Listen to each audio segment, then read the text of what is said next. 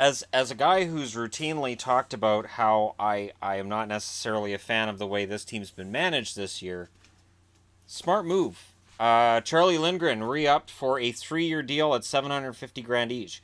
That seems like quite the deal because Charlie Lindgren, while Carey Price was hurt, came up and played pretty well.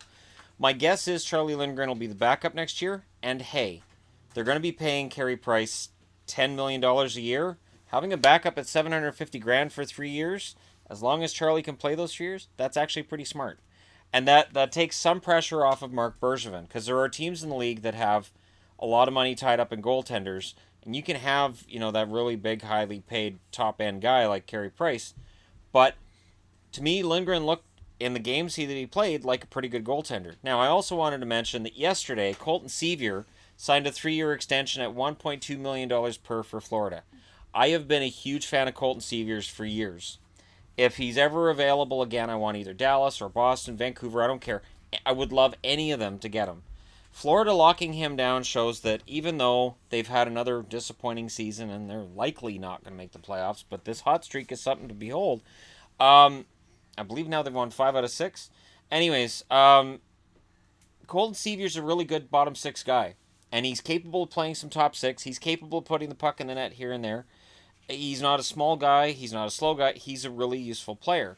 And so kudos to the Florida Panthers for getting him signed. He's only at 28 years of age. Lindgren's only 24.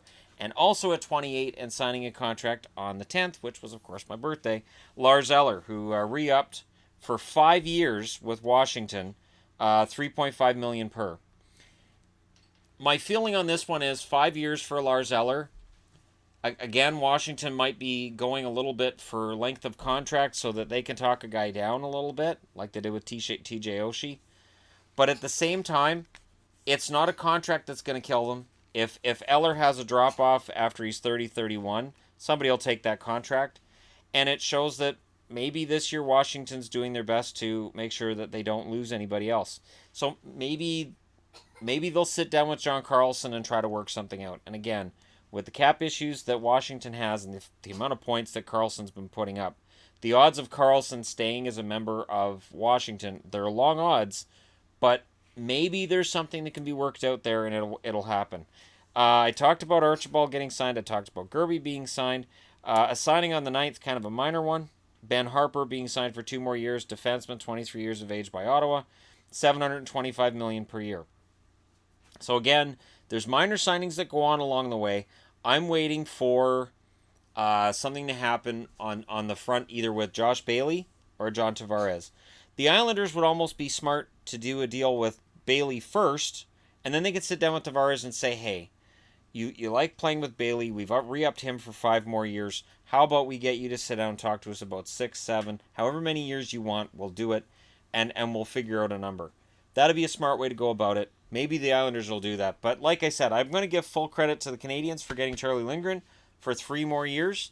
And doing it middle of the season is bright too. Because let's say something happens with Carey Price and Lindgren's got to step in. You have to think Lindgren's price would go up.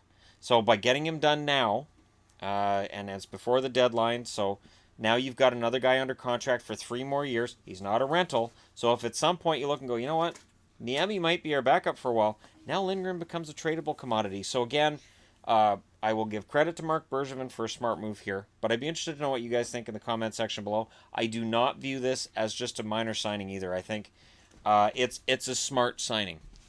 And, the way that you treat those smaller signings can help you get the bigger signings, get the other guys to come back. Sometimes the most popular player in the locker room is a guy that we don't think much of on the ice. But the idea that that person will stay with that team for the next 2 or 3 years, if you know it's going to be a good feeling in the locker room, you might sign to stick around. Yes, Stanley Cups are important. Yes, a team going in the right direction is also very important and plays a large role. But at the very least, if you can get a good culture in the locker room, and I think that's part of the reason PK Subban was moved up by these guys a year and a half ago. I mean, players have mostly been pretty diplomatic about it, but last week when the Montreal Canadiens played the Nashville Predators, it was clear that Brendan Gallagher is not a fan of PK Subban, that he feels like PK Subban has to grandstand and make everything about him. That may have been the prevailing feeling in the Montreal locker room. Montreal, the Canadiens, the team may have said, you know what, it's always about him. We're tired of it. And maybe in Nashville, maybe that suits that personality type better for PK. Maybe PK felt he had to be the guy, so he had to play that up. Maybe he felt that pressure as a member of the Montreal Canadiens that he had to live up to this standard of Guy Lafleur and Steve Shutt and Ken Dryden and you name it. Like, there are so many legends in Montreal. So maybe Subban felt like I have to act like I'm a legend. I don't know. But it's an interesting dynamic. I do think that there have been a lot of conversations about other things that are not hockey related as to why they got rid of PK. I honestly think part of this was to fix a feeling in the locker room. Look at it this way. Shea Weber is known around the league as a pretty respected guy, right? I've never heard anything about him being a problem in the locker room. And to me, the idea that you would trade out a PK Subban for Shea Weber, I think if they'd been the same age and their contracts had been similar, I think if their contracts had been similar and they'd been the same age, I don't think we'd be seeing all the comments we're seeing. But the fact that Shea Weber's a lot older, and, well, what, 4 years older? In hockey terms, it is older. And it's not a great contract. I do think that hurts the argument. But I think they were really trying to change the chemistry. But, yeah, I do think that Subban's personality is why he got traded. I don't think this was performance on the ice. I mean, you can point to that. You can point and go, well, Subban cost us a goal here, he cost us a goal there because he pinched here and he gambled there. But Subban is just as likely to get you a goal for as he is to get one against. I would argue he's more likely to get you a goal for than against. But because of the way that the media tears everything apart, because of the way that some fans do the same thing, it's that highlight of you coughing up the puck and a goal going the other way that they see, and they may not see everything else that you're doing in game.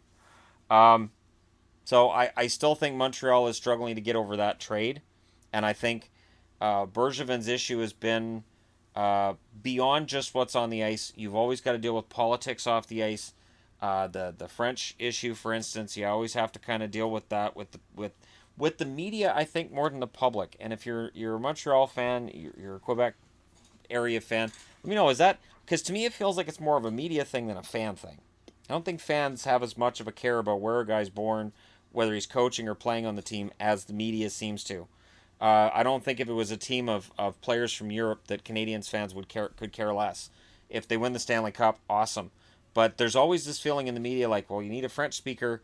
It's got to be French. And it's kind of a strange thing. I get it.